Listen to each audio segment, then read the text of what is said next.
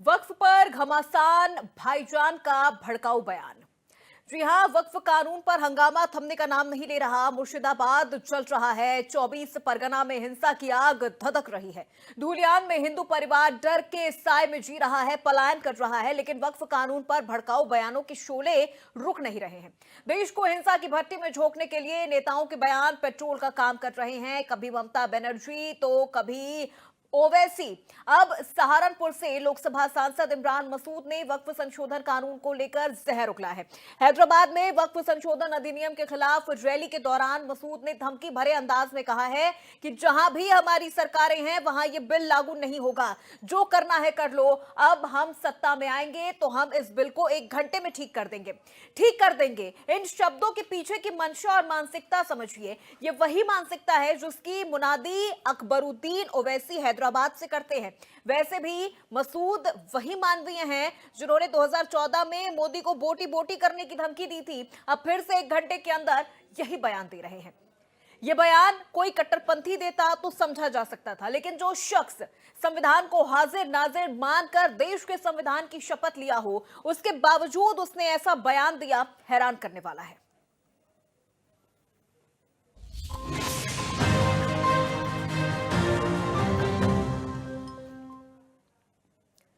मसूद के बयान पर सियासत गर्मा गई है। तमाम लानत मलानत के बाद मसूद ने अपने बयान पर यू टर्न ले लिया और अपने हिस्से की सफाई पेश करते हुए कहा कि बाबा साहेब के संविधान से इलाज करने की बात कही थी। पश्चिम बंगाल में हिंसा पर भी इमरान मसूद ने सरकार से एक्शन लेने की मांग की है। भले ही मसूद ने बयान पर यू टर्न ले लिया हो, लेकिन इमरान की जो मानसिकता है उस पर सवाल तो उठता ही है। क्या देश को दंगे की आग में झोंकना चाहते हैं मसूद?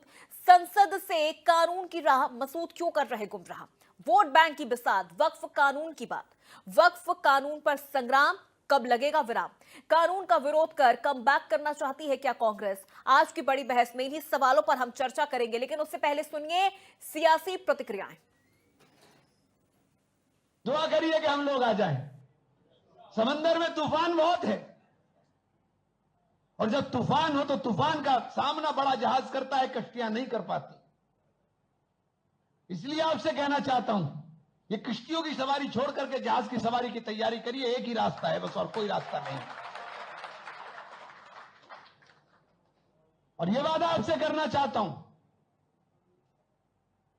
कि जिस दिन आ जाएंगे उस दिन घंटे भर के अंदर इसका इलाज भी करना जानते हैं। इलाज से मतलब ये नहीं होता, इलाज से मतलब जो बीमारी है बीमारी का इलाज ही होता है। और ये संविधान के ऊपर एक घुन की तरह लगी हुई बीमारी है, जो आज धारा 25 और धारा 26 को इन्होंने उसके ऊपर ओवरलैपिंग करने का प्रयास किया है। आगे दूसरे समाज के लोगों के साथ करेंगे। तो ये लड़ाई संविधान को बचाने की है, ये लड़ाई मुसलमान की नहीं है, ये लड़ाई संविधान को बचाने की है। देखिए धारा 3R1 के अंदर इन्होंने बिल्कुल स्पष्ट कहा है कि जो प्रॉपर्टीज बाई यूजर हैं वो प्रॉपर्टीज को ये छीनेंगे नहीं, सिवाय उनके जिन पे संपत्तियों पर विवाद होगा या जो संपत्ति सरकार के कब्जे में होगी। तो आप विवाद के ऊपर उत्तर प्रदेश में तो इन्होंने 78% प्रॉपर्टी को कह रहे हैं कि वो सरकारी भूमि पर है। जो हमारे कब्रिस्तान है, जो हमारी खानकाएं हैं, जो पुराने इमाम बाड़े हैं, ये तो उनको बोल रहे हैं। तो जो ये बोल रहे हैं मैं तो उसी को बता रहा हूँ। अब ये समझे कि कबूतर ये समझे कि मेरी मौत नहीं आई और बिल्ली उसको देख रही है और आंख बंद कर ले, तो हम आंख बंद करके नहीं रह सकते। हमें तो दिखाई दे रहा है कि ये हमें नुकसान होगा बहुत ज्यादा। इमरान मसूद जैसे कांग्रेसी जहरीला मानसिकता वाले लोग समाज को तोड़ देना चाहते हैं। ये वही इमरान मसूद हैं जो बोटी बोटी काट देने जैसे नारे दे रहे थे, और अब वो वक्फ को लेकर जितने बेचैन हैं, एक वर्ग विशेष की वोट लेने की खातिर जितने उतावले हैं और जिस तरह से फड़फड़ा रहे हैं, उससे कोई मतलब होने वाला नहीं है। कांग्रेस तमाम कोशिश करे, देश बांटने की तमाम साजिशें करे, अब ये सफल होने वाली नहीं है। जनता जागरूक हो गई है। माननीय नरेंद्र मोदी जी के नेतृत्व में जिस तरह से जन जागरण का अभियान चला है और जिस तरह से लोगों में लोकतंत्र के प्रति विश्वास बढ़ा है और अपने अधिकारों और अपने कर्तव्यों के प्रति भान बढ़ा है, इससे इन पोल पट्टी खुल गई है कांग्रेस की और कांग्रेस मुक्त देश बनने की तरफ जा रहा है। इसलिए इमरान मसूद जैसे लोग लगातार नकारे जाएंगे, आगे भी नकारे जाएंगे। इस तरह के लोगों को जनता नकारेगी, बार बार नकारेगी। कांग्रेस को नकार चुकी है, अब कि इनका पत्ता साफ बिल्कुल है। वक्त को लेकर पूरे देश में एक नैरेटिव बिल्ड किया गया कि होटल और पता नहीं क्या क्या बनाए जा रहे हैं और ये कब तक, जरूर कुछ ना कुछ गलत हुआ होगा, कुछ लोगों ने किया, उनके खिलाफ एक्शन लीजिए। जो मौजूदा प्रावधान है उसमें ही बहुत सारे विकल्प है उसमें। लेकिन ये भी उतना ही सच है कि 2/3 जमीनों पर मस्जिदें हैं, कब्रिस्तान है। तो अगर इमरान मसूद जी ये सवाल उठा रहे हैं कि अगर वक्फ नहीं होगा तो नमाजें कहां पढ़ी जाएंगी, लाशें कहां दफनाई जाएंगी, तो गलत क्या है इसमें? एक पूर्वाग्रह से ग्रसित होकर सरकार एक नियम लाती है, मुसलमानों के खिलाफ एक नैरेटिव बिल्ड होती है और पूरे देश में एक माहौल बनाती है। तो चलिए चर्चा की शुरुआत करते हैं, एक एक करके मेहमानों से आपका परिचय करवा देते हैं। शिव सिंह भारती जी हमारे साथ जुड़ चुके हैं, बीजेपी प्रवक्ता हैं। डॉक्टर एसके दुबे प्रवक्ता सपा हमारे साथ जुड़ चुके हैं। मोइन खान प्रवक्ता कांग्रेस हमारे साथ जुड़ चुके हैं। बहुत स्वागत है मोइन खान आपका। साध्वी विश्वरूपा जी हमारे साथ जुड़ चुकी हैं, हिंदू धर्मगुरु हैं और मुस्लिम लीग के प्रदेश अध्यक्ष मतीन खान हमारे साथ जुड़ चुके हैं। बहुत स्वागत है आप सभी मेहमानों का। सबसे पहले मोइन खान साहब आपसे ही शुरुआत करना चाहती हूँ। इमरान मसूद ने जो बयान दिया है कि 1 घंटे में हम इलाज कर देंगे, वो कौन से इलाज की बात कर रहे हैं, कैसे वो इलाज करेंगे? इमरान मसूद साहब ने जो बयान दिया है, अगर आप मेरी आवाज सही से सुन रही हो तो मैं यहाँ पर ये कहना चाहूंगा, वो जो उन्होंने वक्तव्य दिया है वो उदाहरण स्वरूप है। 1 घंटे का मतलब है एक सत्र, संसद का एक सत्र, जिस एक सत्र में जिस प्रकार से इस कानून को लाया गया है, अगर हमारी सरकार बनती है तो हम एक ही सत्र में इस कानून को पूरी तरह से खत्म कर देंगे, क्योंकि इस कानून में मुसलमानों के जो हुकूक हैं उनका अतिक्रमण हुआ है। इमरान मसूद ने कुछ गलत नहीं कहा। इमरान मसूद ने जो कहा उस पर तो चर्चा हो रही है और 15-15 लाख अकाउंट्स में आ जाएंगे, इस पर भी कभी डिबेट और चर्चा कराइए तो बहुत ज्यादा अच्छा होगा। मैं यहाँ पर ये कहना चाहता हूँ कि आरएसएस के पुरखों ने रामलीला के मैदान में संविधान को जलाने का काम किया था और वही आरएसएस आज हिंदुस्तान का दुर्भाग्य, विडंबना और त्रासदी इस बात की है कि हिंदुस्तान के शासन में हिंदुस्तान की हुकूमतें और अधिकतर प्रदेशों की हुकूमतों पर ये काबिज हैं। ये वही लोग हैं जिन्होंने 18 जनवरी 1952 को, जिसको आज खड़गे साहब ने भी जिक्र किया है कि डॉक्टर BR अम्बेडकर साहब ने अपने मित्र को एक खत लिखा और खत में ये जिक्र किया कि उनको ऐसे डांगे और दामोदर सावरकर ने चुनाव हरवाने का काम किया था। ऐसे लोग जो डॉक्टर BR अम्बेडकर को चुनाव हरवाने का षड्यंत्र रचते हों, ऐसे लोग जिनके पूर्वज दिल्ली की रामलीला ग्राउंड पर संविधान की प्रतियां जलाते हों, उन लोगों से क्या अपेक्षा की जा सकती है कि क्या वो इस हिंदुस्तान में अक़लियतों को और हिंदुस्तान की दूसरी बड़ी जमात मुसलमानों के साथ क्या इंसाफ करेंगे? ये वक्त का जो कानून लाया है, ये अगले सत्र का इंतजार, अगली सरकार का इंतजार नहीं करेगा, बल्कि माननीय सर्वोच्च न्यायालय में इस कानून को मुंह की खानी पड़ेगी। ये मैं आपको विश्वास दिलाता हूँ। और यहाँ पर ये कहना चाहता हूँ कि अनुच्छेद 14 समानता का अधिकार, अनुच्छेद 25 से 28 तक धार्मिक स्वतंत्रता के अधिकार का ये खुला उल्लंघन है और अनुच्छेद 301 संपत्ति के अधिकार का खुला उल्लंघन है। एक ऐसा कानून जो कलेक्टर साहब को माई बाप बना देगा, कलेक्टर जो कहेगा वही होगा। इस तरह से हमारी जमीनें स्वाभाविक है कि वो निकल जाएंगी और इस पर संदेह और शक करने की जरूरत नहीं, बल्कि इस पर यकीन है कि ये कानून मुसलमानों के वक्फ को और उनकी जायदादों को, उनकी संपत्तियों को बर्बाद करने के लिए भारतीय जनता पार्टी ने, आरएसएस ने, चलिए ठीक है मोइन खान साहब, ठीक है सर, रुक जाइए, अब रुक जाइए। चलिए ठीक है सर, ठीक है चलिए ठीक है सर, एक सेकंड, अब रुक जाइए, ठीक है। शिव सिंह जी, क्यों नहीं यकीन दिलवा पा रहे हैं? इमरान मसूद कह रहे हैं कि जहां जहां हमारी सरकार है हम वहां लागू ही नहीं होने देंगे। अब तक तो ममता बनर्जी इस पूरे मामले में सबसे ज्यादा लीड लेती हुई नजर आ रही थी। बयानबाजी की बात कर ली जाए या फिर इस कानून के विरोध की बात कर ली जाए, अब इमरान मसूद भी कूद पड़े हैं, आगे बढ़ना चाह रहे हैं। क्या करना चाह रहे हैं वो और कैसे इलाज करेंगे? देखिए, निश्चित रूप से नीचे तक जाके और वक्फ का जो कानून आया है और वह संसद में पास हुआ है, उतनी देर से मोइन खान जी बहुत अच्छी तकरीरें कर रहे थे। मुझे लगता है कि इसी तरह से वह नीचे जाकर भी भड़काने का काम करते होंगे लोगों को। इसलिए ये भड़काने का विश्वास दिलाते काम हैं कि मैं- आरएसएस करती है, मैं- अब आप- संविधान आप- की आप- पूर्तियां आप- आरएसएस आप- जलाती है। आप बोलिए, अब आप शांत ठीक हो है जाइए। मोइन खान आप साहब, शांत हो बीच में जाइए। नहीं सर, बीच में नहीं बोलिए। आप अभी बीच में अभी बात एक एक करेंगे करके तो ठीक सभी है। मेहमानों को बोल लेने दीजिए, सबकी बातें सुन ली जाए, फिर उसके बाद आप अपनी चर्चा दूसरा मैं कह रखिएगा। रहा हूँ, दूसरा मैं कह रहा हूँ, ठीक। सरकार का कानून है और कानून संविधान की आप बात करते हैं। लेकिन संवैधानिक तरीके से वह पास हुआ है। भारती साहब, भारती लोकतांत्रिक तरीके से साहब, पास हुआ है। भारती और अगर साहब, कोई सुप्रीम कानून कोर्ट में भारती जा चुका साहब, है, ये तो सुप्रीम कह रहे कि कोर्ट लागू ने ही नहीं गार्जियन होने ऑफ देंगे। द- भारती अरे साहब, सुप्रीम कोर्ट में- अरे सुप्रीम कोर्ट में लोकतांत्रिक गार्जियन ऑफ द तरीके से गया है। कॉन्स्टिट्यूशन अभी देख लीजिए पश्चिम बंगाल में क्या स्थिति बनी है। पश्चिम बंगाल में क्या स्थिति बनी है? राम मंदिर का एक मिनट भारती साहब, भारती साहब, भारती साहब, मेरी बात सुन लीजिए, मेरी बात सुन लीजिए, मेरी बात सुन लीजिए। संसद का कानून नहीं अरे मानना ठीक है सर, ठीक है, एक आप मिनट रुक संसद जाइए। का कानून नहीं मानेंगे। भारती साहब रुक संविधान जाइए। को जलाया था आरएसएस के लोगों ने दिल्ली के रामलीला के ग्राउंड पर। चलिए ठीक है, लेकिन भारती साहब अभी पश्चिम बंगाल की स्थिति देख लीजिए। ममता बनर्जी तो इस पूरे मामले में एकदम लीड लेती हुई नजर आ रही है कि वो उनसे आगे कोई नहीं बढ़ सकता, कि वो किस तरह से वक्फ का विरोध करेंगे, अभी सबसे आगे वही हैं। उनके पीछे अखिलेश यादव है, उनके पीछे बाकी तमाम लीडर्स हैं। ये देखिए, वोट बैंक की राजनीति करने वाले जो लोग हैं इस देश में, तुष्टीकरण की राजनीति करते हैं, वो अगर इस तरह का प्रलाप नहीं करेंगे तो मुझे लगता है कि जो भोली भाली जनता है, जो हमारे मुस्लिम समाज के भोले भाले लोग हैं, उनको इनके जैसे मोइन खान जैसे लोग जो बैठे हैं, ये उनको सही तरह से समझाने का प्रयास ही नहीं करने देंगे। और जो निश्चित रूप से मानिए कि ये जिनकी ये कानून लाके इनकी जेबों में जो जमीनें पड़ी थी वह स्वतंत्र हुई है, ये कैसे ये उसको स्वीकार करने का काम करेंगे। लेकिन निश्चित रूप से मानिए कि नीचे तक जाएंगे और लोगों को वक्त में हुए संशोधनों के बारे में बताया जाएगा। जहां तक कानून खत्म करने जैसी बात है कि घंटे हम खत्म कर देंगे, कोई कहता 15 मिनट पुलिस लगा दो, 15 मिनट पुलिस हटा दो तो ये हो जाएगा, तो इस तरह की बयानबाजी से कुछ नहीं होगा। ये देश लोकतांत्रिक तरीके से चलता है, संवैधानिक तरीके से चलता है। चलिए ठीक है, ठीक है शिव सिंह जी, आप सुप्रीम कोर्ट ठीक है सर, ठीक है, सुप्रीम कोर्ट जाने का आपको अधिकार है, लेकिन वहां चलिए ठीक है। मोइन खान साहब, देखिए ये विक्टिम कार्ड वाली चीजें मत करिए ना सर, विक्टिम कार्ड वाली चीजें मत करिए। अब आप जिस तरह से भड़का रहे हैं, पश्चिम बंगाल की स्थिति देख लीजिए, वहां पे हिंदू परिवारों को ढूंढ ढूंढ के मारा जा रहा है, उनके घरों को लूटा जा रहा है, दुकानों को लूटा जा रहा है। सर ये मीडिया थोड़े कर रही है सर वहां पे जाके।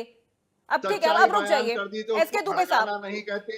ठीक है दुबे साहब, ने इस हिंदुस्तान के संविधान की प्रतियां जलाई थी, ये पूरा देश सुनना चाहता है और इनकी वास्तविकता से मतलब अवगत आप होना जहां चाहता पे है। कांग्रेस की सरकार है, जिन जिन राज्यों में, वहां पर आप वक्फ कानून को लागू नहीं होने देंगे।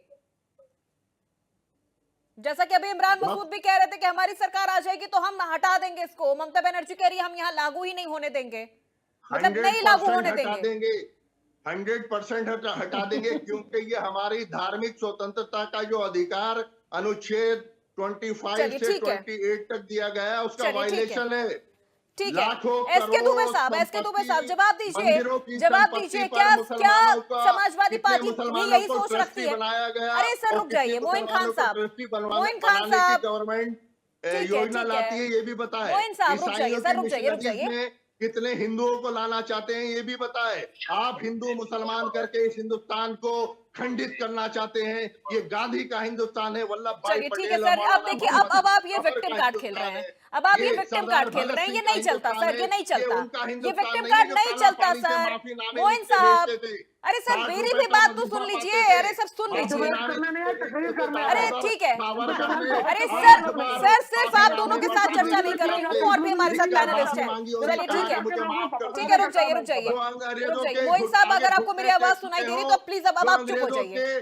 जूते उठाते हो ऐसे लोगों से हिंदुस्तान के लोगों क्या अपेक्षा की जा सकती है? चलिए ठीक है, अब शांत हो जाइए सर, मोइन खान साहब आप शांत हो जाइए। रुपए का वजीफा पाने वाला आरएसएस अरे महाराज रुक जाइए सर, रुक जाइए, और भी पैनलिस्ट हैं, बोल लेने दीजिए सर, रुक जाइए। हत्यारा इनका आइडियल है, गांधी के हत्यारे इनके आइडियल है। चलिए मेरी आवाज सुनाई दे रही तो अब रुक जाइए।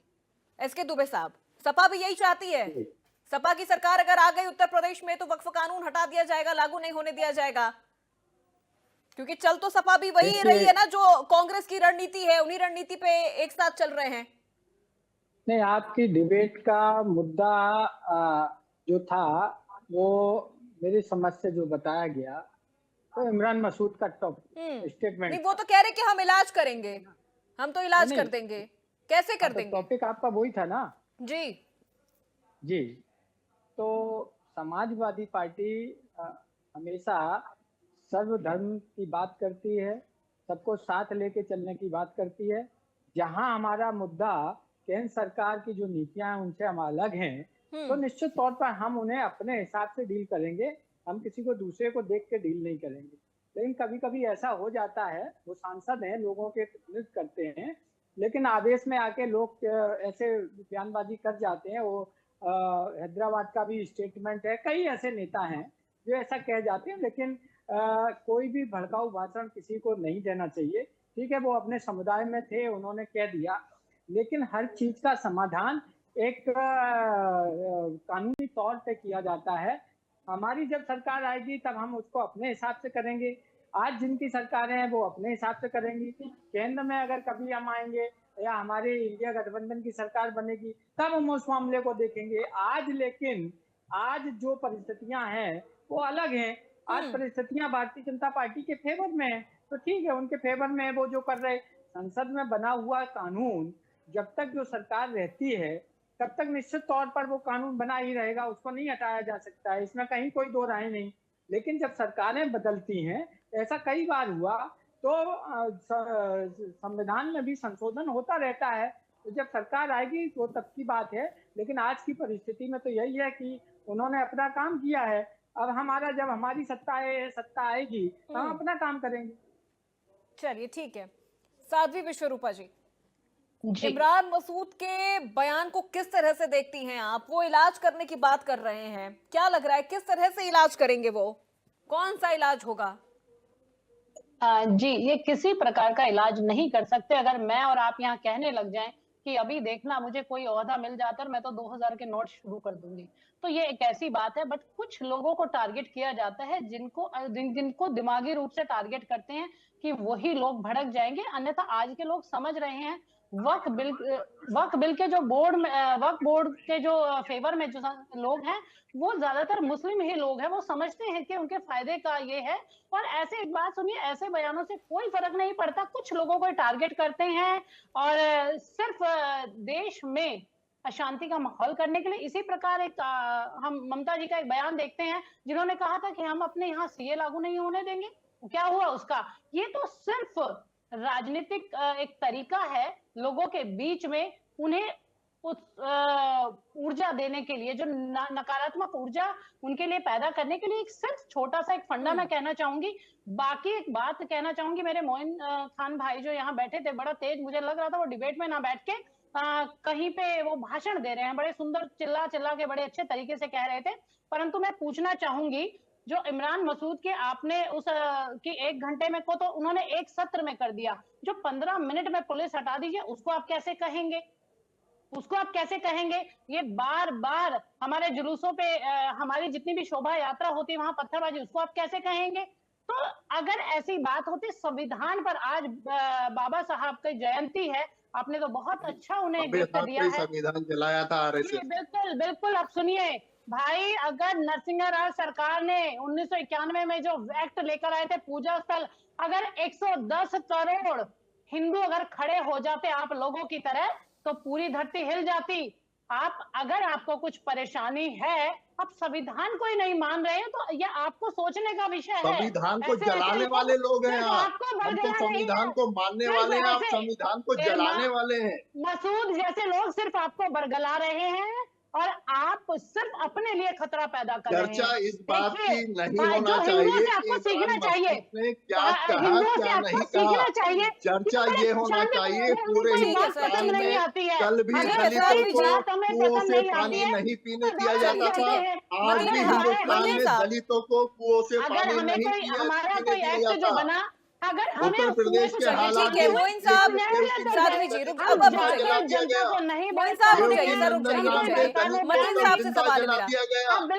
है उत्तर प्रदेश की वर्तमान स्थिति, जिसको सुप्रीम कोर्ट ने कहा कि उत्तर प्रदेश में सुन लीजिए मोइन साहब, ठीक है, अभी रुक जाइए, थोड़ा सा पेशेंस रखिए, अपनी बारी में बोलिएगा। मतीन साहब पहले ये समझिए ना जी, मैं ये कहना चाहूंगी, ये धार्मिक आस्था का विषय है ही नहीं। ये तो उन भू माफियों के विरोध में ये बिल है, आप जरा उसको ध्यान पूर्वक पढ़िए। अगर आप लोगों के साथ कुछ गलत हो रहा है, मंदिरों के संरक्षण के लिए कब बिल आएगा? आपके बचाव में एक बिल आया है तो आपको उसका स्वागत करना चाहिए। इतना बचाव के लिए नहीं, हमारी संपत्तियों को लूटने के लिए ये बिल आया है। कौन सी संपत्ति? हमारी वक्फ की संपत्तियां मुसलमानों का निजी मामला है। वक्फ मुसलमानों का निजी मामला है। वक्फ मुसलमानों का निजी मामला था, है और रहेगा।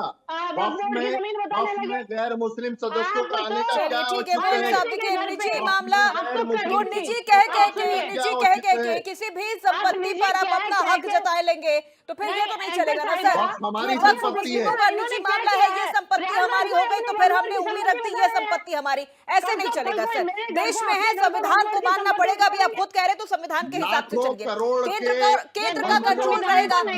अरे आपकी संपत्ति कोई थोड़े छीन रहा है। चलिए ठीक है मतीन साहब, कॉम्पिटिशन चल रहा है क्या? कौन वक्फ का कितना बड़ा विरोधी होगा? अरे रुक जाइए, मोइन साहब रुक जाइए। हम ये चाहते हैं मोइन साहब लाखों करोड़ ठीक है सर, मंदिरों की अब चुप हो संपत्तियां जाइए, चुप हो और जाइए। अरबों करोड़ का सोना ठीक है, गरीब अरे सर हिंदुओं रुक में जाइए। तकसीम कर दिया जाए, ये मैं चाहता हूँ। ठीक है सर, मोइन साहब रुक जाइए, मतीन साहब से सवाल है मेरा। मतीन साहब, ये कोई कंपटीशन चल रहा है क्या कि वक्फ का कौन सबसे बड़ा विरोधी होगा? और इस रेस में सबसे आगे ममता बनर्जी हैं, फिर उसके बाद अब इमरान मसूद कूद पड़े हैं। एंकर साहिबा, असल में जो अभी आपने बताया है, इमरान मसूद ने जो बयान है अभी आप ही के उसमें आया था, मुझे तो कोई बात ऐसा नहीं, क्या ये बता दीजिए क्या उन्होंने कोई बात संविधान के खिलाफ, देश के खिलाफ कोई बोली है क्या? कोई बात वो कह रहे हैं हम इलाज कर देंगे, कुछ ही घंटों में हम इलाज कर देंगे। कैसा इलाज करेंगे? जी 1 घंटे में इलाज कर देंगे, वो सीधा धमकी दे रहे हैं। हम लागू नहीं होने देंगे, हम इलाज कर देंगे। कैसे? कौन सा इलाज? तो संविधान के खिलाफ है क्या वो बात? खैर, अब आप मेरी पॉइंट पे आ जाइए। आज डॉक्टर भीमराव अम्बेडकर साहब की जयंती है और इस जयंती की तैयारी के सिलसिले में प्रयागराज में कुछ दलित समुदाय के लोग जो है वहां पर तैयारी कर रहे थे। कल उनको जिंदा जला दिया और ये संविधान को जिस तरह से अभी आगरा के अंदर, बिल्कुल मसूद साहब को उनके साथ में खड़ा होना चाहिए, ना कि वो। तब तक बोलिए। बिल्कुल बिल्कुल बोला जाएगा। देखिए कोई बात है, मसूद साहब को उनके साथ खड़ा होना चाहिए अगर ऐसी ऐसी खबरें आप लेकर आ रहे हैं तो। परंतु आप संविधान के खिलाफ आप बोल रहे हैं। चलिए ठीक है सर, एक एक करके साधवी जी एक एक करके। मतीन साहब जवाब दीजिए। मतीन साहब, आरोपी कपिल मिश्रा को सरकार में मंत्री बना दिया है। अरे कपिल मोइन मिश्रा साहब को रुक जाइए सरकार में सर, मंत्री अपनी बना बारी दिया। में बोलिएगा ना। खामोश रहिए जरा, मेरी रिक्वेस्ट है। मतीन साहब आप अपनी बात कंप्लीट करिए। मैं कह रहा हूँ कि जो काम अली आगरा के अंदर खुल्लम खुल्ला पूर्व मुख्यमंत्री को धमकी दे रहे हैं, क्या संविधान में हुआ है? संविधान ने इजाजत दी उनको? जिस तरह से तलवारें, लाठी, भाले और बंदूक लेकर के जिस तरह से वहां पर जो है उपद्रव किया, क्या वो संविधान की चीज है? क्या संविधान की रक्षा कर रहे हैं? संविधान को तोड़ने वाले लोग, जो लोग संविधान को तोड़ेंगे, उन पर कोई FIR हुई हो तो बताइए आगरा के अंदर, उन पर चर्चा नहीं होगी, उनको जो है सर पे बिठाया जाएगा। ये कौन सा तरीका है? ये कौन सा मापदंड है? उन्होंने कहा कि भाई सरकार आएगी, जिसकी भी सरकार आती है हर आदमी अपनी सरकार की दुआई देता है, जिसकी सरकार आती है वो अपने सरकार के एतबार से उसका समाधान करता है। इसको पता नहीं कौन सा ऐसा प्रोपगंडा बना लिया। एंकर साहिबा, इंडिया न्यूज ने कितने वहां पर बताइए कितना वो काम किया आगरा के अंदर, कितने लोगों को गिरफ्तार करवाया, कितने उनके लोगों के लिए काम किया। जो दलितों की हत्याएं हो रही है उस पर कोई काम नहीं होगा। दलितों को जो है खाली प्रोपगंडाइज किया जा रहा है कि साहब भीमराव अम्बेडकर जी की जयंती है तो साहब जयंती के जो है वो किया जा रहा है। तो फिर वक्फ का विरोध करके आप क्या कर रहे हैं सर? मतीन साहब, वक्फ का विरोध करके आप भी तो यही कर रहे हैं कि एजेंडा सेट कर रहे हैं, बरगला रहे हैं, विक्टिम कार्ड खेल रहे हैं आप। राइट नहीं है क्या वक्फ कानून जो सीधे सीधे मुसलमानों के खिलाफ है, सीधे सीधे मुसलमानों की प्रॉपर्टीज को हजम करने की बात है, सीधे सीधे संविधान में जो हमें अधिकार दिए गए हक अधिकार उसका उल्लंघन। क्या अधिकार थे? किसी भी जमीन को वक्फ की जमीन बता देना, चलते फिरते कोई जमीन पसंद आ जाए वक्फ की जमीन बना देना। हिंदू मंदिरों के ट्रस्ट में तो ये नहीं होता सर, अब आप मुझे बता दीजिए, हिंदू मंदिरों के ट्रस्ट में तो ये नहीं होता। किसी भी जमीन को अगर खरीदना होता है तो बकायदा कोर्ट का रास्ता अपनाना पड़ता है। अगर किसी जमीन पर दावा करते हैं तो कोर्ट का रास्ता अपनाना पड़ता है, नोटिस दिया जाता है, तमाम तरह की ऑडिटिंग होती है। कहाँ है वक्फ में वो चीजें, क्यों नहीं है? कौन कह रहा है? आपको मालूमात है कुछ? आपको मालूम? अरे तो आप जानकारी दे दीजिए ना, कैसे आपकी जमीन आपकी कैसे हड़प लेंगे? बोलती चली जाएंगी बस। भारतीय जनता पार्टी के प्रवक्ता को बिठा देना चाहिए ना, फिर आपकी क्या जरूरत थी? जो भारतीय जनता पार्टी की लाइन है वो आप बोलेंगी। आप ये नहीं बोलेंगी कि और आप बरगलाने के लिए बैठे हैं, आप बरगलाने के लिए बैठे हैं, भोले भाले लोगों को बरगलाने के लिए बैठे। सच्चर कमेटी की रिपोर्ट आप मानेंगे नहीं। कितना रेवेन्यू आपको मिल रहा है सर वक्फ की जमीनों से? कितना रेवेन्यू मिल रहा है? कितना मुस्लिमों की जेब में जा रहा है? क्या कर दिया आपने? 1-1 रुपए की लीज पे तो आप संपत्ति दे रहे हैं, उसके बाद आप यहाँ बैठ के ये कह रहे हैं कि आप मुझे बीजेपी का प्रवक्ता बता रहे हैं। 61% गवर्नमेंट के लोगों ने प्रॉपर्टी से कब्जा कर रखा है। वक्फ बोर्ड जो है वो गवर्नमेंट इदारा है, मतीन का इदारा नहीं है, मोइन का इदारा नहीं है। वक्फ बोर्ड जो है वो government, state government, central government का अधीन है। उसका जो है मिनिस्टर होता है, उसका चेयरमैन होता है, उसके मेंबरान होते हैं, वो करते हैं। और उसी के जरिए से वक्फ की तमाम प्रॉपर्टीज पे सरकार द्वारा प्रायोजित तरीके से बाकायदा वहां पर हमले करके वहां पर जो है उस पर कब्जा कर रखा है। आप रिपोर्ट निकाल के देखिए, जिन अधिकारियों ने, जिन कर्मचारियों ने, जिन लोगों ने, जिन अपराधियों ने वक्फ की प्रॉपर्टीज पे कब्जा किया, पिछले 11 साल के अंदर कितने लोगों को जेल भेजा है, कितने लोगों को पकड़ा है? वो नहीं करेंगे। सिर्फ पूरा के पूरा घर ही ढहा दो। साहब किसी घर में सांप निकल आए तो उसके घर ही को ढहा दो।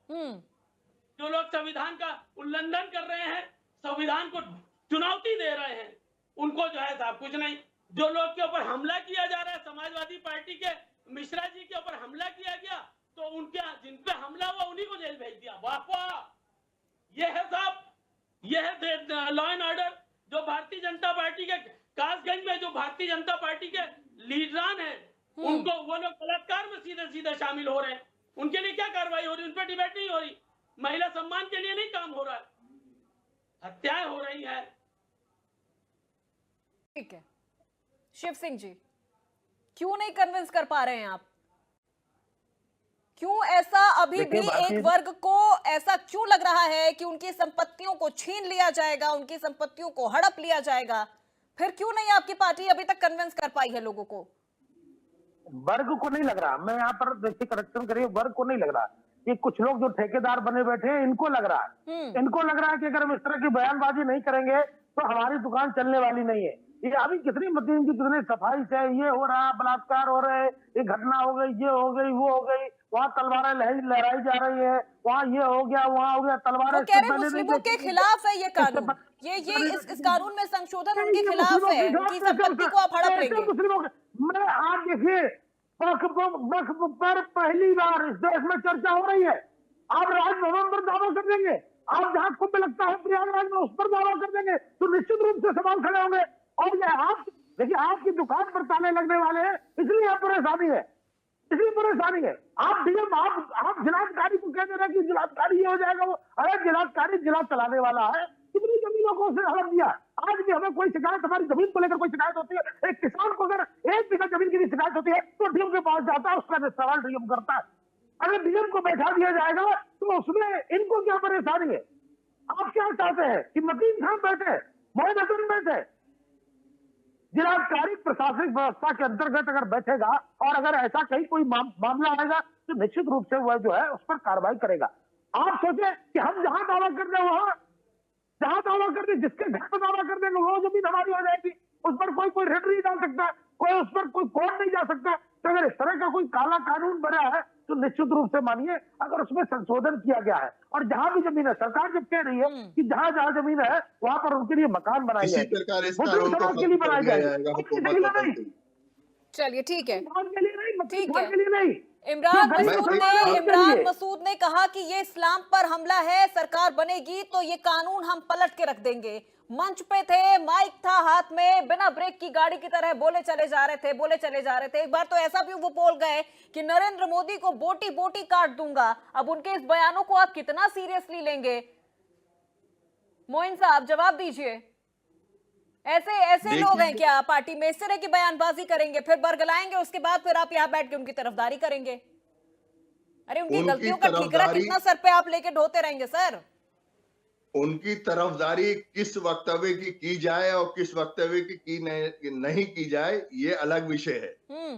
आज मैं आपको ये बता देना चाहता हूं, बहुत ही विनम्र लहजे में मैं ये बात कह रहा हूं कि आज हुकूमतों का जुडिशियरी तक पर तो नियंत्रण हो गया है। डीएम साहब तो वैसे ही जो भी हुकूमत कहेगी वही निर्णय दे देंगे, और गलत नहीं कहा कि डीएम साहब कलेक्टर की पावर आप बरतानिया हुकूमत के माई बाप जैसी कर देंगे। माई बाप जो माई बाप कहेंगे वो होगा। यानी लोकतंत्र में आपने ब्यूरोक्रेसी को इतना महत्वपूर्ण स्थान देने का ये काम इस बिल को लाकर किया है कि इसमें डीएम बहुत बड़े पैमाने पे सर्वे सर्वा हो जाएंगे। और जहां तक इमरान मसूद साहब के इस वक्तव्य की बात है कि जिसमें उन्होंने कहा कि आप ही के द्वारा हमने सुना कि 1 घंटे में इस बिल को या इस कानून को बदल दिया जाएगा, वो कह रहे हैं हम इलाज कर देंगे, हम इलाज कर देंगे और हमारी सरकार आएगी तो हम इस कानून को पलट देंगे। हाँ, कानून तो पलट दिया जाएगा। कानून जिस तरह से आज बुलडोजर चला के संख्या के बल के आधार पर आपने ये कानून बना दिया गया है, और जिसमें मुसलमानों की वक्फ बिल्कुल पूरी तरह से निजी संपत्ति है, बिल्कुल निजी संपत्ति है। अगर आप सपोज तो कीजिए निजी संपत्ति है, निजी, एक मिनट सर, निजी संपत्ति है तो फिर मतलब कहीं पे भी किसी की भी संपत्ति को आप अपना बता देंगे, उसका कोई ऑडिट नहीं होगा, कोई डॉक्यूमेंटेशन नहीं होगा, कोई ट्रांसपेरेंसी नहीं होगी। डॉक्यूमेंट सारे हैं, ऑडिट होने से कैसे सर, कहाँ है डॉक्यूमेंट? लेकिन वक्फ बोर्ड में 2 गैर मुस्लिम सदस्य क्यों? मंदिर ट्रस्टों में क्या गैर हिंदू सदस्य होते हैं? क्रिश्चियन मिशनरी के स्कूल्स में, उनके ट्रस्ट में क्या कोई गैर ईसाई होता है? सिखों के ट्रस्ट में क्या कोई गैर सिख होता है? केवल ये मुसलमानों के लिए क्यों? इसलिए ये शंका पैदा होती है कि ये कानून मुसलमानों के लिए पूरी तरह से उनको बर्बाद करने के लिए, उनकी निजी संपत्तियों का, उनके वक्फ हमारी संपत्तियां हैं। मुसलमान ही वक्फ देता है, मुसलमान ही वक्फ के निजाम को चलाता है। हाँ, अगर गवर्नमेंट का वहां पर कुछ दखल हो तो बेहतर है, कोई हर्ज नहीं है। लेकिन इस तरह से कि सारा का सारा नियंत्रण, सारा का सारा अतिक्रमण गवर्नमेंट का हो जाए, ये कैसे काबिल कबूल होगा? ये तमाम ही मुसलमान इसको रिजेक्ट कर चुके हैं। संख्या बल आज हमारे साथ नहीं है। जिस दिन संख्या बल होगी, इस कानून को सेकुलर हुकूमत फिर से खत्म कर देंगी और नया वक्फ का कानून आएगा। चलिए ठीक है। एसके दुबे साहब क्या कहेंगे आप? धमकी तो गोट से देते थे, गोट से, और धमकी देकर गांधी की हत्या भी कर दी थी। मोइन साहब रुक जाइए। एसके दुबे साहब क्या कहेंगे इस पे? ना हम माफी मांगते हैं जैसे सावरकर साहब ने 8 बार ठीक है। विक्टिम कार्ड खेला जा रहा है क्या दुबे साहब, या फिर ये कोई कंपटीशन चल रहा है कि कौन इस कानून का सबसे बड़ा विरोधी होगा? अभी तक तो सिर्फ ममता बनर्जी थी, अब इमरान मसूद भी आ गए। हालांकि यूटर्न ले लिया, उनको बाद में समझ में आया होगा कि बहुत ज्यादा बोल गए तो यूटर्न ले लेते हैं थोड़ा सा। उन्होंने मीडिया में आके अपना स्टेटमेंट दिया है। वही यूटर्न ले लिया उन्होंने, रियलाइज हो गया होगा कि बहुत ज्यादा बोल गया। फिर उस बात को तो खत्म ही हो जाना चाहिए। जब आदमी ने अपना स्वीकार कर लिया तो वहां पे बात खत्म हो जानी चाहिए। और रहा देखिए, जहाँ जिसकी स्थिति अच्छी है वो अपना अपना प्रयास करता है। ठीक है, कांग्रेस अपना प्रयास कर रही, समाजवादी अपना प्रयास करेगी, ममता बनर्जी अपना प्रयास कर रही है। यहाँ जिसका जो काम है वो अपना कर रहा है। लेकिन मुख्य मुद्दा ये नहीं है। मुद्दा है महंगाई का, मुद्दा है बेरोजगारी का। आज देखिए मुद्दा है जैसा ये जो डेली हत्याएं हो रही हैं, डेली वारदातें हो रही हैं, आखिरकार सुरक्षित कैसे, कौन से, मुझे तो ये समझ में नहीं आता है। मैं आपको दिखाऊं, मेरे पास है सारा मटेरियल, कि इन्हीं का डिपार्टमेंट बोलता है, सुप्रीम कोर्ट बोलती है उत्तर प्रदेश के बारे में, और सब बोलते हैं भारतीय जनता पार्टी के लोग और नेता कि उत्तर प्रदेश पे सब कुछ अच्छा चल रहा है। अरे भैया कैसे अच्छा चल रहा है? जब आपके ही डिपार्टमेंट, सुप्रीम कोर्ट, आपकी सब ऐसा बोलने लगे तो फिर कैसे अच्छा चल रहा है? ये समझ से परे है। और मीडिया भी उस चीज को कहीं ना कहीं दबा देती है। हकीकत जो बयां करना चाहिए मीडिया को, वो कहीं ना कहीं मैं उनकी मजबूरी समझ सकता हूँ कि भाई उनकी क्या मजबूरी हो सकती है, लेकिन ऐसा नहीं करना चाहिए। आप जो स्तंभ हैं, उसकी सबसे देखिए, आपकी जवाबदारी हमसे भी ज्यादा बनती है, विपक्ष से भी बड़ी जवाबदारी मीडिया की बनती है कि मीडिया वाले हकीकत बयां करें, क्या चल रहा है क्या नहीं चल रहा है, वो सही तो सही लेकिन कहें, दुबे गलत साहब तो देखिए, गलत अब एक कहें। चीज यहाँ पर समझने वाली है, एक चीज मैं यहाँ पर आपसे समझना चाहूंगी कि जो कानून संसद से पारित हो चुका है, लोकसभा से पारित हो गया, राज्यसभा से पारित हो गया, राष्ट्रपति ने उस पर सिग्नेचर कर दिया, कानून बन गया, लेकिन अब कई ऐसे राज्य में है, राज्य सरकार कह रही है कि हम नहीं लागू होने देंगे। मिन्नतें होंगी क्या? मिन्नतें होंगी कि इस कानून को यहाँ पर लागू होने दिया जाए, पश्चिम बंगाल में लागू होने दिया जाए, जहां पर कांग्रेस की सरकार है वहां लागू होने दिया जाए? नहीं, देखिए इसमें क्या होता है, अनुच्छेद 256 के तहत ये मामला बनता है कि उसको केंद्र सरकार बाई हुक बाई क्रुक लागू करवा सकती है। अगर सरकार नहीं लागू करती है तो सरकार को बर्खास्त कर सकते हैं। ये संविधान ने केंद्र सरकार को पावर दिया है। लेकिन जहां तक हो सकता है, केंद्र सरकारें उसको लंबा खींचती हैं, खींचेंगी, जब तक हमारी सरकार रहेगी हम करेंगे। लेकिन अगर केंद्र सरकार उसको चाहे तो ये जो उसको संवैधानिक अधिकार दिए हैं उसका वो उपयोग करती है। लेकिन अभी क्या होने वाला है ये तो भविष्य तय करेगा। ठीक है, मायावती ममता बनर्जी जी अपना काम कर रही हैं और स्टालिन अपना काम कर रहे हैं, कांग्रेस अपना काम कर रही है, सब लोग अपना अपना काम कर रहे हैं, हम अपना काम कर रहे हैं, हम लोगों के बीच जा रहे हैं, अपनी बात कह रहे हैं, सत्ता है, इसमें परिवर्तन हो रहा है। तो ये सब चीजें हैं, क्योंकि भारतीय जनता पार्टी की यानी किसी भी तरह से, चाहे हंस के चाहे रोके, राज्य सरकारों को तो कानून अपने राज्य में शुरू करना ही पड़ेगा। फिर उसके पहले इतनी तमाम नौटंकियां क्यों? पश्चिम बंगाल में इतनी नौटंकी क्यों, इतना हिंसा क्यों? नहीं, यही तो मैंने आपको बताया कि केंद्र सरकार के पास संविधान के तहत वो पावर है कि वो लागू करवा सकती है। ये क्योंकि ये 256 और 356 के तहत, 65 के तहत ये चीज है कि उसमें वो बर्खास्त कर देगी अगर कानून नहीं मानते हैं, और लागू कर देगी राष्ट्रपति शासन बना के। लेकिन ऐसा होता नहीं है। ये ज्यादातर राष्ट्रपति शासन कांग्रेस की सरकारों में लगे, इसमें कहीं कोई दो राय नहीं है। लेकिन बीजेपी ने उसका स्वरूप बदल दिया। पहले डायरेक्टली कांग्रेस करती थी 300 राष्ट्रपति शासन का सिस्टम। अभी बीजेपी क्या करती है कि डायरेक्ट मत करो, इससे नाम खराब होगा, आप विधायक तोड़ो, सरकार बदलो और सिस्टम बदल दो। तो अभी वो उसी पैटर्न पे चल रही है। भारतीय जनता पार्टी को इसका खामियाजा भुगतना पड़ेगा निश्चित तौर पर, लेकिन ठीक है, वो अपनी राजनीति करेगी, हम अपनी राजनीति करेंगे।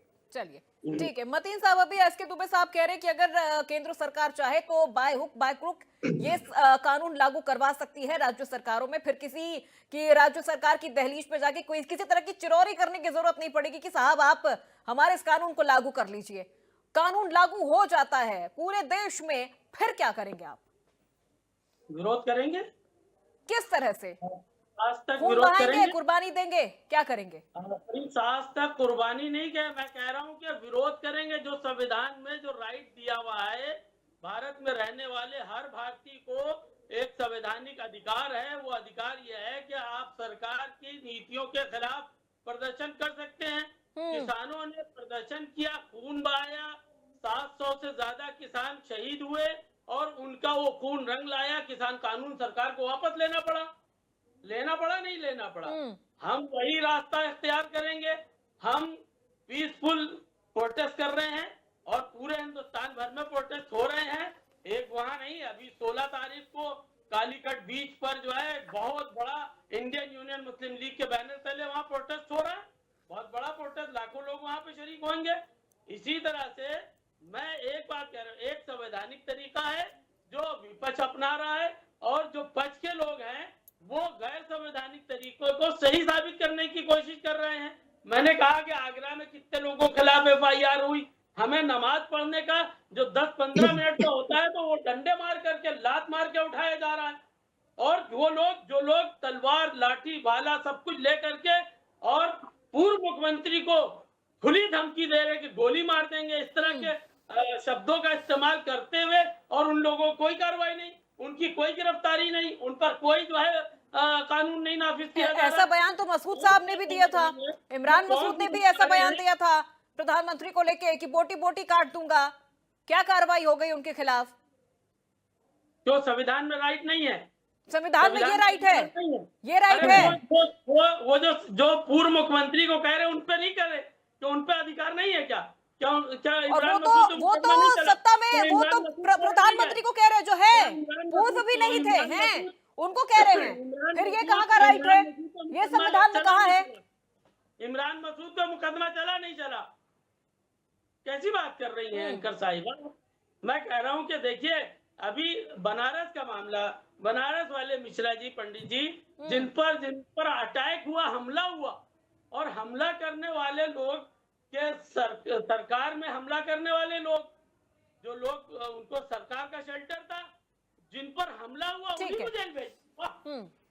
ये मैं कह रहा हूं कि ये है कानून का, चलिए ठीक है, और कानून का दुरुपयोग। अब यही बात वक्त कानून के सिलसिले में जो आप मोहतरमा फरमा रही थी कि किसी के घर पे भी दावा, मुझे एक ऐसी चीज दे दीजिए कि अभी ऑन एयर में बैठा हूँ, आप भी हैं, पूरी दुनिया देख रही है, इंडिया न्यूज पूरी दुनिया के लोग देख रहे हैं। बताइए कि वक्फ बोर्ड ने कितनी सरकार की जमीन पे कब्जा कर लिया हो?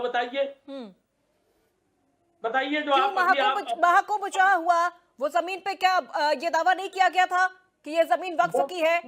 कोई डॉक्यूमेंट जिस जमीन पर महाकुंभ हुआ था वहां पर भी वक्फ की तरफ से दावा किया गया था, लेकिन कोई डॉक्यूमेंटेशन नहीं था। हाँ, अब आप बता रही, बिल्कुल सही बता रही है। वो जो वक्फ कानून की हिमायत में जो मौलाना शहाबुद्दीन रजवी जो बैठे हुए हैं, जो भारतीय जनता पार्टी के, वो उनका दावा था, वक्फ बोर्ड का दावा नहीं था। कैसी बात कर रही है मैडम? आप तो पढ़ी लिखी है, कम से कम इस बात का संज्ञान तो लेना चाहिए। आपको तो इस बात की मालूमात होना चाहिए ना। लेकिन वो तो पक्ष में है, वो तो वक्फ कानून के पक्ष में है, वो तो कह रहे हैं कि वक्फ कानून की हिमायत कर रहे हैं। लेकिन सर एक बार ये भी मुझे बताइए कि जो मुस्लिम इसके पक्ष में है, क्या वो भी बीजेपी के हैं? जो इसके पक्ष में है, जो महिलाएं लड्डू बांट रही हैं, मिठाई बांट रही हैं कि ये कानून जब से लागू हो जाएगा उसके बाद से बहुत सारी चीजें पारदर्शी हो जाएगी, क्या वो भी बीजेपी की हैं? टीवी पे देख लीजिए, तमाम जगह पे आ गया है वो। अच्छा, टीवी एक्टर है शिव सिंह। चलिए ठीक है, जवाब ले लेते हैं। शिव सिंह जी, ये कानून लागू हो जाएगा तो प्रदर्शन होगा, ये कानून लागू हो जाएगा तो प्रदर्शन होगा, ऐसा अभी मतीन साहब कह रहे हैं। फिर क्या करेगी बीजेपी? मतीन साहब की, कम से कम मतीन साहब ने एक बात बहुत अच्छी कही कि इस सरकार में जो ये डिक्टेटरशिप का आरोप लगाते हैं, इन्होंने कहा कि किसान कानून था, हमने विरोध किया, किसानों ने विरोध किया तो वापस लेना पड़ा। तो इसका मतलब है कि देश में डिक्टेटरशिप नहीं है, जो बराबर ये लोग कहते रहते हैं। जैसे मोइन खान जी बार बार कह रहे थे कि संविधान खतरे में और संविधान की हत्या हो गई और संविधान का ये हो गया वो हो गया। दूसरी बात, आप प्रोटेस्ट करना चाहते प्रोटेस्ट करिए, जैसा भी आपने कहा कि प्रोटेस्ट कर सकते हैं, हमको अधिकार है, ठीक है करिए। उसके भी जो नियम है उस आधार पर जो आपको देखिए, विरोध करने की बात है तो विरोध करिए, लेकिन भ्रम फैलाकर आप अगर उसको दूसरा स्वरूप देने का प्रयास करेगा, कोई भी करेगा, तो मुझे लगता है कि यह संवैधानिक नहीं है और ये लोकतांत्रिक भी नहीं है। लोकतंत्र में सबको अपनी अपनी बात रखने का अधिकार है। दूसरी बात, कानून बना है, अब धारा 370 हटी, आप जम्मू कश्मीर कहे कि नहीं हम धारा 370 को नहीं मानते। मुझे ये भी बताइए अभी देखिए, अभी कई राज्यों में तो ये चीजें छिड़ गई है ना कि हम अपने राज्य में लागू नहीं होने देंगे। संविधान में क्या ऐसी ताकत राज्यों को दे दी गई है कि वो केंद्र के द्वारा शासित किसी कानून को जो संसद से पारित हो चुका है उसको लागू ना होने दें? देखिए, 100% कानून हर स्टेट में लागू होगा। जैसे कि संविधान, देखिए आप संसद में पारित कानून को नहीं मान रहे, सबसे बड़ी बात तो ये है। और जिस पर राष्ट्रपति राज्यसभा में पास होकर राष्ट्रपति जी ने जिस पर हस्ताक्षर किए हो और वो एक आज कानून बन गया, इनको शायद मुझे लगता है समझ में नहीं आ रहा, वो एक कानून बन गया है। आप सुप्रीम कोर्ट गए, ठीक बात है, आप सुप्रीम कोर्ट जाइए और वहां पर आप अपना पक्ष रखेंगे। मुझे लगता है कि सुप्रीम कोर्ट भी उसको संज्ञान में लेगा और निश्चित तौर पर जिस तरह ये कह रहे हैं कि नहीं हमने कहीं दावा नहीं किया, तो जितना वक्फ बोर्ड अपने जमीन का दावा करती है वो वक्फ की है क्या? जितनी जमीन का दावा कर रही है, तो निश्चित तौर पर ये जमीन का प्रति अराजकता है। ये भूमाफिया भी मतलब शर्मा जाए किस तरह से इन्होंने वक्फ के नाम इतनी सारी जमीन इनके आ गई है। तो मुझे लगता है कि जिस तरह से भ्रम फैलाने का प्रयास कर रहे हैं और संशोधन हुआ है, वक्फ कानून खत्म नहीं हुआ है। मुझे लगता है कि मोइन जी और मतीन जी को स्पष्ट हो जाना चाहिए। ये तो इस तरह का प्रदर्शन रोल कर रहे हैं जिस तरह से कानून को ही डिस्ट्रॉय कर दिया गया। कानून खत्म नहीं हुआ है, उसमें कुछ संशोधन हुआ है और उस संशोधन से भी आप अगर आपको लगता है सफाक नहीं लगता है तो हम मत रखिए। हुआ सदन का कानून है, संसद में पारित हुआ है, राष्ट्रपति ने उस पर हस्ताक्षर किए हैं और हर राज्य में लागू होगा और निश्चित रूप से होगा। चलिए ठीक है, देखिए ऐसा पहली बार तो नहीं हो रहा है कि वक्फ कानून में कोई संशोधन हुआ है। कांग्रेस की सरकार थी तब भी वक्फ कानून में संशोधन हुआ था, लेकिन कई बार तो चीजें ये भी सामने आई है कि जब उत्तर प्रदेश में सपा की सरकार रही है तब इस कानून को बेतहाशा शक्तियां दे दी गई हैं। इस चीज से इनकार नहीं किया जा सकता है। दुबे साहब, बेतहाशा क्या होता है इसमें? जो कानून था उसके अनुसार सरकारें काम करती हैं, इसमें बेतहाशा क्या हो गया? हमारी जो सरकारें हो या किसी की भी सरकारें हो, जो संविधान कहता है संविधान के अनुसार सरकारें चलती हैं, इसमें कहीं कोई दो राय नहीं है। तो इसमें ऐसा कहीं कुछ नहीं है। हाँ, लेकिन इतना सही है कि उसको कानूनी तौर पर जिस तरीके से लड़ा जा सकता है वो लड़ाई करने वाले लड़ाई करेंगे, इसमें कहीं कोई दो राय नहीं है। क्या होता है वो अलग की बात है। वो तो जब कोर्ट में मामला चला जाता है तो वो कोर्ट डिसाइड करेगा कि पक्ष में आएगा कि विपक्ष में आएगा। लेकिन अभी कम से कम इतना तो हो ही गया है कि वो मामला कोर्ट में, सुप्रीम कोर्ट में पहुंच गया है। चलिए ठीक है, मतीन साहब फाइनल कमेंट इस पूरे मुद्दे पर। कानून लागू होगा तो फिर आप क्या करेंगे? विरोध करेंगे। विरोध, कानून तो लागू हो ही गया, अब क्या होगा? कानून तो लागू हो ही गया है, हम विरोध कर रहे हैं और करेंगे, आखिरी सांस तक करेंगे। हम किसी भी हाल में इस कानून को, काले कानून को, जो संविधान के खिलाफ है, मानवता के खिलाफ है, इंसानियत के खिलाफ है, और उसको मैं किसी भी तरह से उसको बर्दाश्त नहीं करेंगे, उसका विरोध करेंगे। चलिए ठीक है, मोइन साहब, सुप्रीम कोर्ट के रिजल्ट के बाद भी, सुप्रीम कोर्ट के निर्णय के बाद भी सुप्रीम कोर्ट का अगर निर्णय हमारे पक्ष में नहीं आएगा, उसका जवाब मैं दे देता हूं। तो संभावनाओं का खेल है राजनीति पे। कल हम सत्ता में आएंगे, सदन से इस कानून को खत्म कर देंगे। बहरहाल मेरा लास्ट कमेंट ये है कि कांग्रेस, जिसने इस हिंदुस्तान की आजादी में सबसे महत्वपूर्ण रोल अदा किया और हिंदुस्तान के ही नहीं पूरे विश्व के सबसे बड़े राम भक्त मोहनदास करमचंद गांधी, जो ये दिनों रात गुणगान करते थे, रघुपति राघव राजा राम पतित पावन सीताराम, उनकी हत्या करने वाले नाथूराम गोडसे और अंग्रेजों से 8 बार लिखित माफी मांगने वाले सावरकर और अंग्रेजों से 60 रुपए महीना वजीफा पाने वाले सावरकर की आइडियोलॉजी की पार्टी भले ही इस वक्त सत्ता में है, लेकिन आने वाले समय में हिंदुस्तान का हिंदू, मुसलमान, दलित, पिछड़ा, सिख, ईसाई, बौद्ध, जैन, क्योंकि कांग्रेस सबको साथ लेके चलती है। कांग्रेस दलितों की पार्टी है, सर्व समाज की पार्टी है। हम कल सत्ता में आए तो इस कानून को तो आपकी पार्टी के वक्त भी हुआ था मोइन साहब, जब आपकी सरकार थी तब भी वक्फ में संशोधन हुआ था।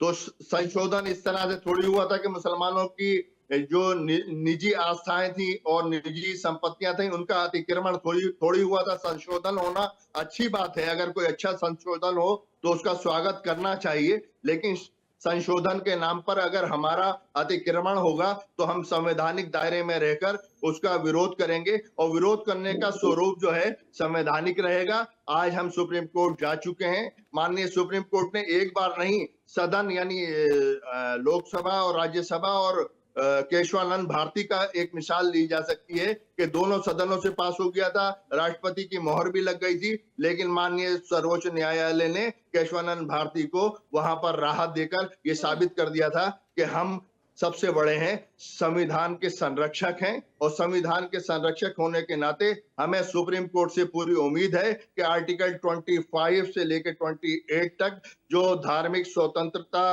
के अधिकारों का हमारे हनन हुआ है। माननीय सुप्रीम कोर्ट हमें ठीक है न्याय सर। देगी और न्याय की जीत होगी। Thank you SK so Dubey much. साहब, जी सर फाइनल कमेंट इस पे, लागू हो गया फाइनल तो फिर कमेंट क्या कुछ नहीं, होगा? क्योंकि फाइन इमरान मसूद तो कह रहे हैं कि सरकार बनेगी तो हम कानून पलट देंगे। अभी तो इंतजार लंबा करना पड़ेगा कांग्रेस को। फिर ये देखिए, भविष्य की बात नहीं करते, कल की बात करो। ये आज हजारों 2 साल 3 साल 29 में अभी चुनाव आएगा, तो 29 की बात अभी करने से कोई मतलब नहीं है। हाँ, सुप्रीम कोर्ट का जजमेंट कब आता है उस पर बहुत कुछ निर्भर करता है। सुप्रीम कोर्ट का जजमेंट जो भी आएगा उसके बाद देखेंगे क्या होना चाहिए। इसलिए अभी कल की बात करो, 4 दिन बाद की बात नहीं करनी। ठीक है, मतीन साहब फाइनल कमेंट उस पे। बताया तो मैंने, कासगंज में जिस तरह से दलित बच्चियों के नहीं, वक्फ पे आप फाइनल कमेंट दीजिए। इमरान मसूद साहब कह रहे हैं कि हमारी सरकार आएगी हम पलट देंगे। खैर सरकार आने में तो अभी वक्त लगेगा। कानून को किसी भी हाल में हम जो है एक्सेप्ट नहीं करेंगे। हिंदुस्तान का कोई भी इंसाफ पसंद वक्फ कानून को नहीं लागू होने देंगे। हम इसके खिलाफ प्रदर्शन कर रहे हैं, शांतिप्रिय प्रदर्शन करते रहेंगे जब तक ये बिल खत्म नहीं होगा। चलिए ठीक है, यानी आप इस कानून को नहीं मानेंगे, लागू हो चुका है लेकिन फिर भी नहीं मानेंगे। और कई राज्य ऐसे हैं जहां कांग्रेस की सरकार है, वहां पर भी इस कानून को लेके जिस तरह से हिंसा पश्चिम बंगाल में हम देख रहे हैं वो किसी से छुपी नहीं है। तो इस चर्चा को यहीं पर समाप्त कर रहे हैं। बहुत शुक्रिया सभी मेहमानों का हमारे साथ जुड़ने के लिए। तो देखिए, वक्फ कानून तो लागू हो चुका है, लेकिन क्या संविधान ये इजाजत देता है कि केंद्र द्वारा शासित कोई कानून इस तरह से राज्यों की दहलीज पे जाके चिरौरी करे कि हमें इस कानून को लागू करने दिया जाए? अब ऐसे में आगे तस्वीरें क्या होती हैं ये तो आने वाला वक्त बताएगा। लेकिन इमरान मसूद ने जो बड़बोलापन दिखाया है बोलते हुए, लेकिन रियलाइज हुआ कि गलत बोल दिया, बहुत ज्यादा बोल दिया, अंजाम बुरा हो सकता है, तो फिर यू टर्न भी ले गए।